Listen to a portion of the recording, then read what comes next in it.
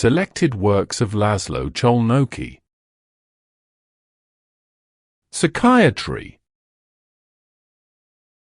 Translated by Petra Sobo.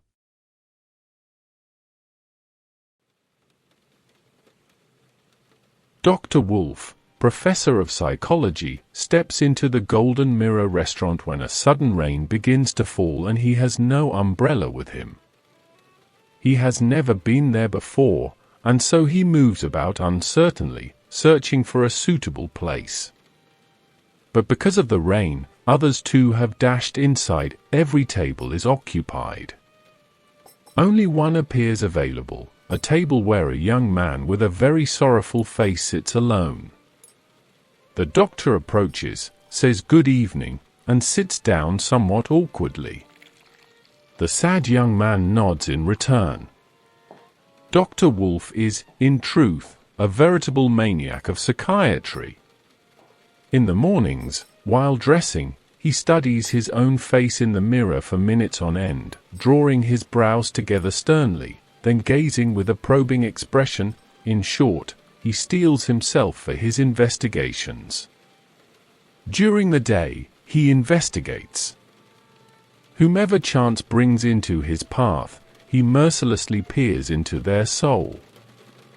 He has already had brilliant successes. Once, for instance, after a brief observation, he determined of a man in a cafe who sat constantly with his eyes closed, swaying his head to and fro, his face ashen, that he was not blind, merely asleep, most likely as a consequence of excessive drinking. The sorrowful young man is fairly well dressed, though his clothes are somewhat worn. His face is sad, he gazes uncertainly and despondently into the air. Before him stands a glass of wine, evidently a very fine one, yet he touches it only rarely, and then only with the tip of his tongue. His hand, which is not entirely clean, he carefully conceals. At the neighboring table sit two people, a man and a woman. The man is elegant, indeed, excessively so, but with a faintly roguish air. Of the woman it may at once be established that she is no Carmelite nun. She smokes, and ostentatiously draws her head down away from the drifting clouds of smoke, for women do not blow smoke out, they withdraw their heads from it. The doctor is exceedingly interested in the sorrowful young man. He reasons thus: undoubtedly a gentleman fallen into poverty or dissipation. See, he must be spending his last coins, yet prefers to drink less, but of a finer wine. His clothes, though worn, reveal their quality. They hang somewhat loosely on him. Once he must have lived well, he was likely stouter. That hand nearer to me he keeps hiding, and drinks rather with his left, for it is not quite clean. This, too, is gentlemanly modesty. Now the only question is whether he has come to ruin through his own fault, or whether misfortune has overtaken him undeservedly. But even here I am certain.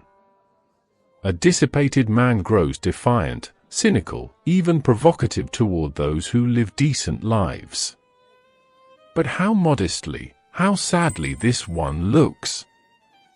No, there is no longer any doubt. This is a gentleman reduced to poverty, whose spirit, however, remains uncorrupted.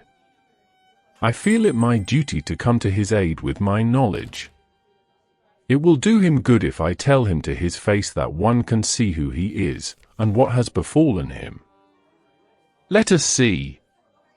He clears his throat and asks kindly, "Am I right in thinking you, too, came in to escape the rain?" The sorrowful young man lifts his head nervously, looks attentively at the doctor, and says, "Yes." This first yes warms the doctor somewhat. Only it is vexing that the cigarette-smoking girl is grinning. Her companion must have said something foolish. The doctor feels that he must now be very discreet and tactful.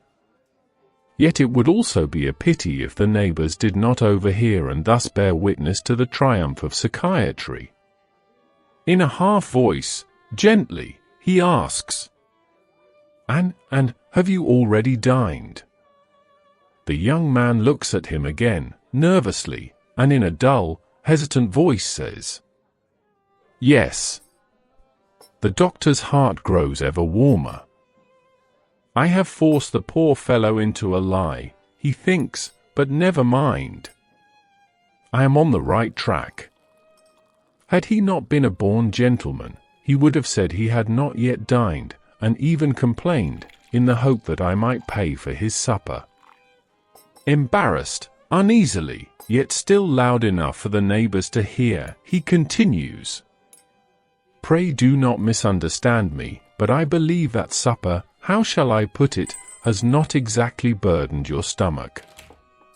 After all, there is nothing in that is to say, it is easy enough for me to speak, but for you, one sees at once that you are a gentleman. For you, privation must be a torment, and one that has surely fallen upon you through no fault of your own. Forgive me, and do not think me intrusive, but surely it is love. He looks at the young man with curiosity, almost pleadingly, for he feels he is producing something masterful. The young man remains silent for a while, then lowers his troubled gaze and says softly, Yes. The doctor rubs his hands with delight.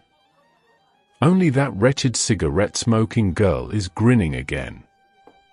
But let the devil take her, what is it to a wolf how some vagabond nobody may grin?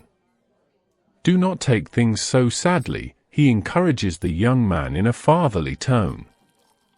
At your age, nothing is lost yet. But sadness is a poor counselor, cast it out of your heart.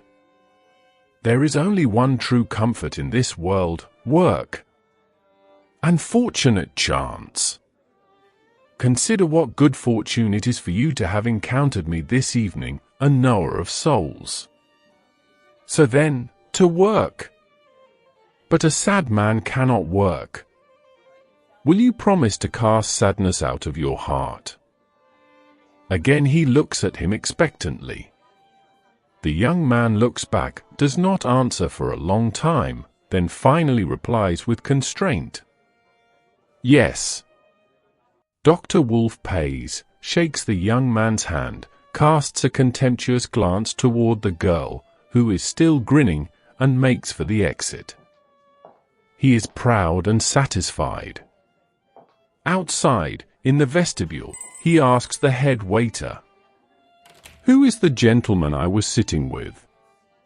That one? A stoker over at the Camon Cafe. Deaf and mute, poor fellow, he can only say a yes. If you were to ask him, You're a fool, aren't you? He'd say yes to that as well. We've had many a laugh at his expense. Yet he's a splendid worker.